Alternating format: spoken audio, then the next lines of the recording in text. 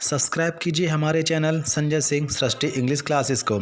साथ ही प्रेस कीजिए bell icon ताकि आपको आने वाले वीडियो का नोटिफिकेशन मिलता रहे। Good morning class, this is Sanjay Singh, the faculty of English language for competitive exams. So guys देखिए, आज का जो हमारा टॉपिक है वो प्रोनाउन के ऊपर है। पार्ट 2 है ये प्रोनाउन का।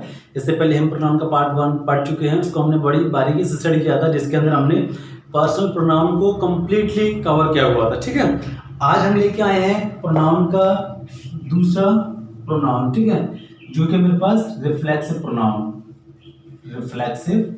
प्रोनाउन, ठीक है। इससे पहले हमने पार्ट 1 में पर्सनल प्रोनाउन को कंप्लीटली पूरे से कवर किया हुआ, ठीक है। सारे रूल्स, जितने बेसिक कॉन्सेप्ट होते हैं प्रोनाउन के, वो हमने पार्ट 1 में कवर किए हुए हैं। सो गाइस, इस वीडियो से पहले आप उस वीडियो को जरूर देख लीजिएगा, ठीक है ना, या फिर इसको देखने के बाद उसको देखिए, लेकिन वो वीडियो आपका बेसिक कॉन्सेप्ट है, उसको जरूर देखिएगा, ठीक है। सो गाइस देखिए, आज हम डिस्कस करने वाले हैं रिफ्लेक्सिव प्रोनाउन, ठीक है। अब समझिए, रिफ्लेक्सिव प्रोनाउन के अंदर हम लोग स्टडी क्या करते हैं। एक तरीके से हम यहाँ सेल्फ प्रोनाउन का यूज करते हैं, ठीक है। सेल्फ प्रोनाउन का मीन्स कैसे, जैसे हम लोग आई के साथ क्या यूज करते हैं, आपका माई सेल्फ। ही के साथ हम लोग क्या यूज करते हैं, हिमसेल्फ। सी के साथ में मैंने यूज किया हर सेल्फ, ठीक है। इसी तरह वी के साथ हमने यूज किया आर सेल्फ्स। दे के साथ में हमने यूज किया देम सेल्फ्स। एक हमारा यू के साथ हम यूज करते हैं योर सेल्फ और योर सेल्फ्स दोनों में, ठीक है। अब सुनो, रिफ्लेक्सिव प्रोनाउन की कहानी क्या होती है। देखो, रिफ्लेक्सिव प्रोनाउन को हम किन्हीं स्पेशल वर्ड के साथ में ही यूज करते हैं। वो वर्ड्स मैं आपको लिखा रहा हूं यहाँ। डायरेक्टली मेरा मतलब रिफ्लेक्सिव प्रोनाउन का सेल्फ प्रोनाउन से होता है, ठीक है। जैसे समझता हूँ, कुछ वर्ड लिख रहा हूं यहाँ मैं, अवेल, अपसेट,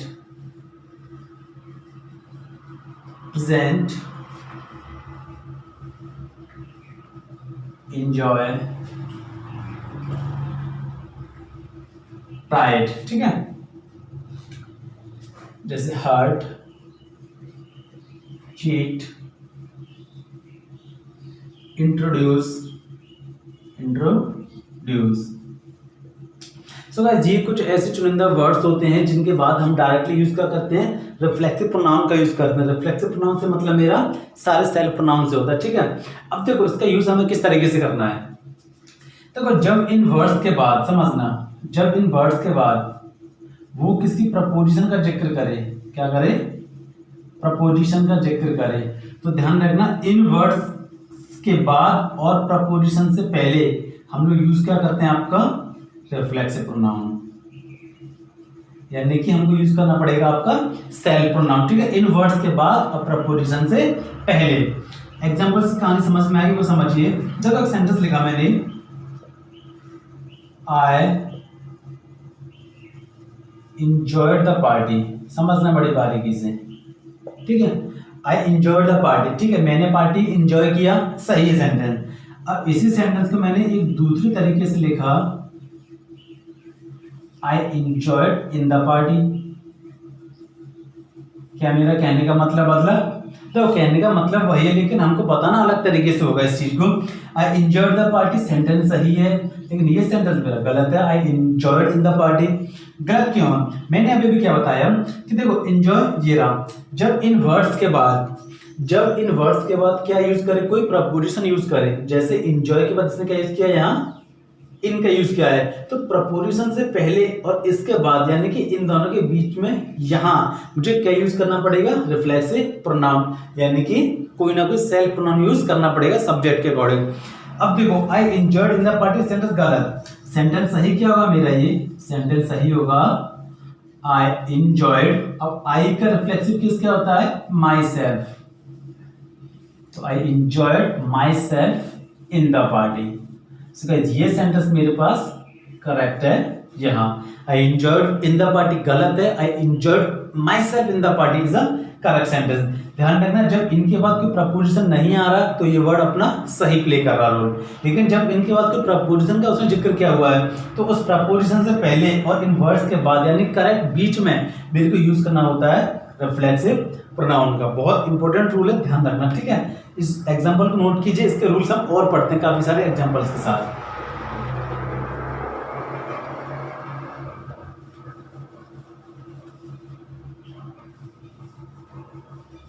देखिएगा एग्जांपल और समझना इसके। एग्जांपल मैंने बोला सी इंट्रोड्यूस महेश, ठीक है। एक सेंटेंस मैंने बोला सी इंट्रोड्यूस्ड टू महेश। अब ये सेंटेंस मेरे पास सही है और ये सेंटेंस मेरे पास गलत है। गलत क्यों है? मैंने क्या बताया कि जब इनके बाद अगर प्रपोजिशन नहीं है तो ये बिल्कुल सही है। से इंट्रोड्यूस महेश यानी उसने महेश का परिचय कराया। अब ये सेंटेंस क्या कर रहा है कि से इंट्रोड्यूस टू महेश, उसने महेश से परिचय किया। महेश के से परिचय किया, यानी कि इंट्रोड्यूस के बाद मैंने क्या यूज किया हुआ, प्रपोजिशन यूज किया हुआ। तो मैंने बताया था कि अगर कोई प्रपोजिशन आएगा इनके बाद तो वहां मैं क्या यूज करूंगा, उससे पहले इसका सेल्फ प्रोनाउन यूज करूंगा। यानी मुझे सेंटेंस क्या लिखना पड़ेगा पूरा, सी इंट्रोड्यूस्ड। अब इसका सेल्फ प्रोनाउन क्या होता है, हर सेल्फ, से introduced herself to Mahesh. अब मेरा सेंटेंस ये सही है, क्योंकि मैंने क्या बताया, इंट्रोड्यूस के बाद जैसे मेरे पास प्रपोजिशन आती है तो 100% मेरे को यूज क्या करना पड़ेगा, self pronoun. Introduced herself to Mahesh. ध्यान रखना, ठीक है। इनके बाद अगर प्रपोजिशन आ रहा है तो उससे जस्ट पहले मेरे को यूज करना है रिफ्लेक्सिव प्रोनाउन। एक एग्जांपल और बता रहा हूं, इसको नोट कीजिएगा। देखो चीजें बिल्कुल ही सही लगती हैं, लेकिन एग्जाम में इन्हीं चीजों से हमको गलती कर बैठते हैं हम लोग। जैसे द टीचर absent, ठीक है, सेकंड फॉर्म लगाया मैंने, absented from the class. Teacher जो है क्लास से लापता हो गया आपके, ठीक है। अब देखो absent का मैंने यूज किया और यहाँ क्या आ रहा है आपका, प्रपोजिशन आ रहा है, यानी कहीं ना कहीं यहाँ मेरे को रिफ्लेक्सिव प्रोनाउन का यूज करना है। फिलहाल ये सेंटेंस मेरा गलत है। अब सेंटेंस सही कब होगा, जब मैं यूज क्या करूंगा, द टीचर absented, यहाँ यूज करना पड़ेगा मेरे को himself फ्रॉम द क्लास। अब जाके मेरा सेंटेंस ये सही होगा, the teacher absented himself from the class. अगर मैं यहाँ रिफ्लेक्सिव प्रोनाउन का यूज नहीं करता तो सेंटेंस मेरा गलत माना जाएगा। ध्यान रखना इस बात को, ठीक है। सो गाइस जितने भी सारे वर्ड्स लिखे मैंने उनको अच्छी से बारीकी से स्टडी करना, ठीक है। एग्जांपल और लिख दे रहा हूं मैं, जैसे she prides on her beauty. She prides on her beauty. देखो सेंटेंस गलत है, देखने में सही लग रहा है, उसे अपनी सुंदरता पर घमंड है, लेकिन मैंने क्या बताया, प्राइड आपके पास वर्ड आया, इसके बाद उसने क्या यूज किया, प्रपोजिशन यूज कर दिया। तो इन दोनों के बीच में मेरे को क्या लगाना पड़ेगा, सेल्फ प्रोनाउन लगाना पड़ेगा। यानी कि सेंटेंस क्या सही होगा मेरे पास, सेंटेंस सही होगा सी प्राइड्स, इसका रिफ्लेक्सिव क्या होगा, herself. She prides herself on her beauty, on her beauty. So guys बारीकी से स्टडी करना चीजों को। मैंने क्या बताया कि इन वर्ड्स के बाद जैसे मेरे पास कोई प्रपोजिशन दिखता है तो मैं तुरंत बाद क्या यूज कर दूंगा, उसको रिफ्लेक्सिव प्रोनाउन का, ठीक है। तो रफ कर रहा हूं इसको मैं भी, इसका स्क्रीनशॉट ले लीजिएगा, नोट कर लीजिएगा पूरा सिस्टम, ठीक है। काफी इंपॉर्टेंट रूल है रिफ्लेक्सिव प्रोनाउन का, और यही से सारे क्वेश्चंस बन के आ रहे हैं आपके, ठीक है। देखते हैं नेक्स्ट रूल इसका।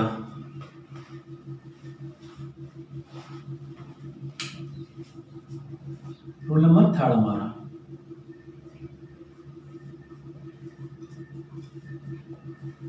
Distributive pronoun. देखो डिस्ट्रीब्यूटिव प्रोनाउन क्या होता है,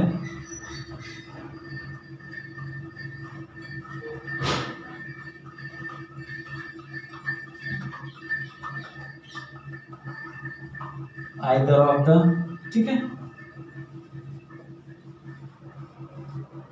नाइदर ऑफ द। एक मैंने बोला नन ऑफ द, एक मैंने बोला ईच ऑफ द, एक मैंने बोला any one of the, any one of the. इतने इंपॉर्टेंट है पांचों के पांचों आपके डिस्ट्रीब्यूटिव प्रोनाउंस, ठीक है, डायरेक्टली क्वेश्चन पुटअप कर लेगा और बड़ा ही सिंपल तरीके से हम इसको पढ़ने वाले हैं, ठीक है। अब देखो आइदर ऑफ द, इन सारे वर्ड्स को हमने पढ़ा हुआ है। अब आइदर ऑफ द का यूज हम कहाँ कराएंगे, देखो जब मेरे पास कितने पर्सन दिए हों, 2, यानी आइदर का मतलब होता है या तो ये या फिर ये, यानी किन्हीं दो चीजों में से या दो लोगों में से मेरे को किसी एक को लेना होता है, यानी मैक्सिमम होने चाहिए 2 और 2 में से कितने चाहिए मेरे को, कोई एक बंदा चाहिए, ठीक है। नाइदर का मीन्स कहाँ होता है, जहां कम से कम या ज्यादा से ज्यादा मेरे पास 2 बंदे हों और जब उन दोनों में से मेरे को क्या चाहिए, कुछ भी नहीं, 0 चाहिए, शून्य। नन ऑफ द का यूज हम लोग कहाँ करते हैं, कम से कम 3 या 3 से ज्यादा मेरे पास लोग होने चाहिए और उनमें से बिल्कुल कोई नहीं, शून्य को मेरे को लेना है, ठीक है। वहां यूज करूंगा मैं none of the. Each of the का यूज क्या करूंगा मैं, जब मेरे पास 2 बंदे हों या 2 से ज्यादा बंदे हों और उनमें से मुझे सबके सब लेने हैं, जितने हैं उतने लेने हैं, यानी कि 2 या 2 से ज्यादा में से जितने हैं सारे लेने हैं। एनीवन ऑफ द का यूज हम लोग कहाँ करते हैं, जब मेरे पास 3 या 3 से ज्यादा लोग हैं, ठीक है, उनमें से कोई एक चाहिए तो मैं यूज क्या करूंगा, एनीवन ऑफ द। तो गाइस इस स्ट्रक्चर को दोबारा से समझा दे रहा हूं, बड़े ध्यान से समझना है इसको कि आइदर ऑफ द का यूज करते हैं 2 में से कोई एक का सिलेक्शन, नाइदर ऑफ द दोनों में से कोई नहीं, नन ऑफ द 3 या 3 से ज्यादा लोगों में से कोई नहीं, ठीक है। वही मेरा ईच ऑफ द का यूज करूंगा मैं 2 लोगों या 2 से ज्यादा में से जितने भी हैं उन सबको, ठीक है, सब में से सब। और एनीवन ऑफ द का यूज करूंगा मैं 3 या 3 से ज्यादा में से एक का।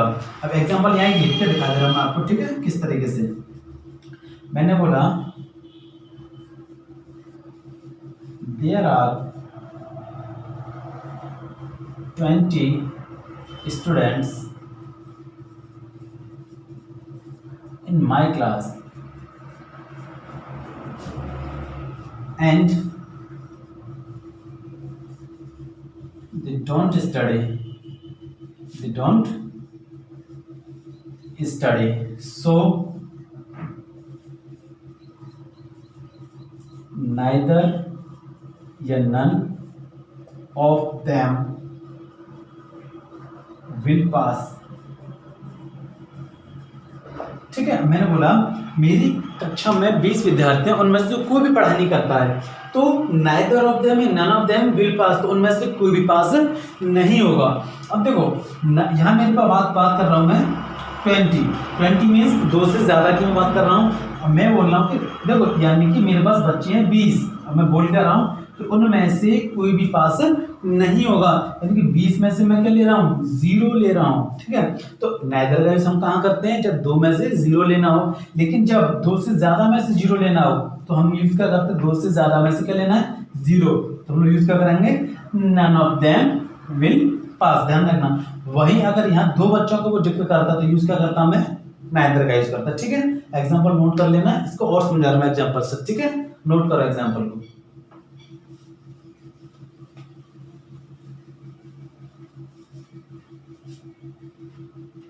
जैसे एग्जाम्पल समझना,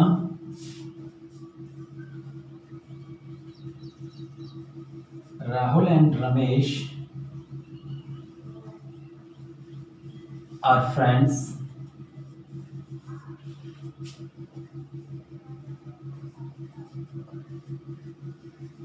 so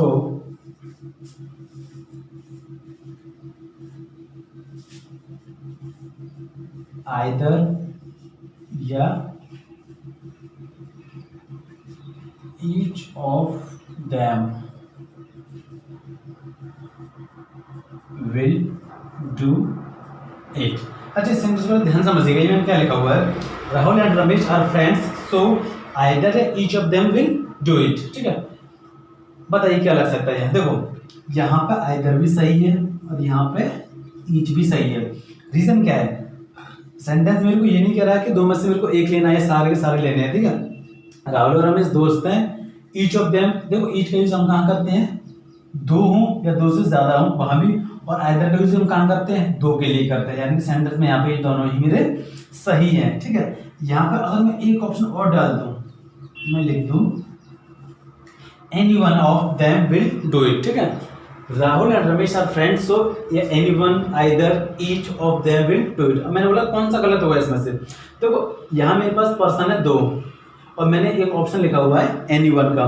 तो एनीवन का यूज हम कब करते हैं, कम से कम 3 लोग हों या 3 से ज्यादा हों। 2 लोगों के लिए हम कभी भी एनीवन का यूज नहीं करेंगे। यहाँ पे एनीवन मेरा गलत होगा और ईच और आइदर मेरा दोनों के दोनों सही हैं। तो देखो आपको ये काउंटिंग फिगर माइंड में सेट रखना होगा, ठीक है, इस रूल को समझने से पहले कि जब 2 में से कोई एक लेना है तो आइदर, कोई नहीं लेना तो नाइदर, सब में से सबके लिए ईच, या बहुत में से कोई एक बंदा लेना है तो एनीवन। आपको नंबर से फाइंड आउट करना पड़ेगा आपको यूज क्या करना है, ठीक है ना। तो इसको रफ कर रहा हूँ, बारीकी से समझ लेना है इसे ना। एग्जाम्पल चाहिए तो एग्जाम्पल में और दे दूंगा इसके, है ना।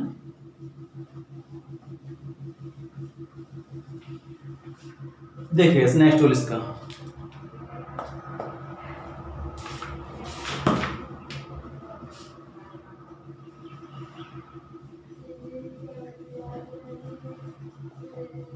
Indefinite pronoun. देखिए इंडेफिनिट प्रोनाउन होता क्या है मेरे पास, जैसे हम लोग यूज करते हैं एवरीबॉडी, somebody, anybody, nobody, ठीक है। अब देखिए इनके साथ हम यूज कैसे करते हैं। इनके लिए हम जो प्रोनाउंस का यूज करेंगे, देखो जब मुझे सब्जेक्ट की आवश्यकता होगी तो मैं इनके लिए लगाऊंगा ही, वही जब मुझे ऑब्जेक्ट की आवश्यकता होगी तो मैं लगाऊंगा इनके साथ में हिम, और जब मुझे इनके साथ में किसी पजेसिव केस की आवश्यकता होगी तो मैं यूज करूंगा इसके साथ हिज। अब समझिए किस तरीके से मैंने बोला everybody has her, his,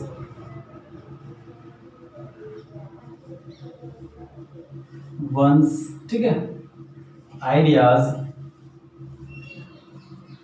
on this point. मैंने बोला सभी के इस विचार, इस बिंदु पर अपने अपने विचार हैं, ठीक है। अब देखिए everybody has her, his, ones, ideas on this point. अब देखो यहाँ मेरे को आवश्यकता किस चीज की है, यहाँ मेरे को आवश्यकता है पजेसिव केस की, यहाँ तीनों ही ऑप्शन मेरे पजेसिव केस के हैं। अब एवरीबॉडी के साथ मैं हर लगाऊं, हिज लगाऊं या वंस लगाऊं। सो गाइस ध्यान रखना एवरीबॉडी, समबडी, इन सभी के लिए जब सब्जेक्ट की आवश्यकता होगी तो ही लगाऊंगा, ऑब्जेक्ट के केस में हिम लगाऊंगा और पजेसिव के लिए हिज लगाऊंगा, ठीक है। तो यहाँ मेरा सही होगा his. Everybody has his idea on this point. ध्यान रखना बाकी ये आपके गलत है दोनों, ठीक है। एक एग्जांपल और मैंने बोला if anybody helps me, if anybody helps me I will be thankful, I will be thankful to him, her, them। इस तरीके से आपको ऑप्शन मिलेगा एग्जाम के अंदर, ठीक है। यदि कोई मेरी सहायता करेगा तो मैं उसका बहुत बड़ा आभारी रहूंगा, I shall be thankful to him, to her, to them. अब देखो यहाँ मेरे को आवश्यकता क्या है, वर्ब मैंने यूज कर दिया। वर्ब क्या हम यूज क्या करते हैं, मैंने बताया था कि सब्जेक्ट, वर्ब और ऑब्जेक्ट। वर्ब के बाद हम हमेशा यूज करेंगे ऑब्जेक्टिव केस। अब देखो कहाँ गया आपका एनीबॉडी। अब एनीबॉडी के साथ मेरे को चाहिए क्या, ऑब्जेक्ट। तो मैंने बताया कि जब भी इसके साथ ऑब्जेक्ट की आवश्यकता पड़ेगी मैं यूज करूंगा हिम का, ना हर का और ना देम का, ठीक है। सब्जेक्ट के लिए ही, ऑब्जेक्ट के लिए हिम और पजेसिव केस के लिए हमने यूज किया हिज। तो बस ध्यान रखना बड़ी बारीकी से, ठीक है।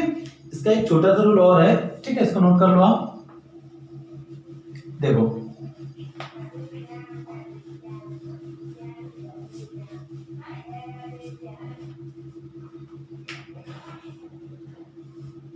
जो वन हमारे पास होता है उसके लिए हम लोग यूज करते हैं वंस का, ठीक है।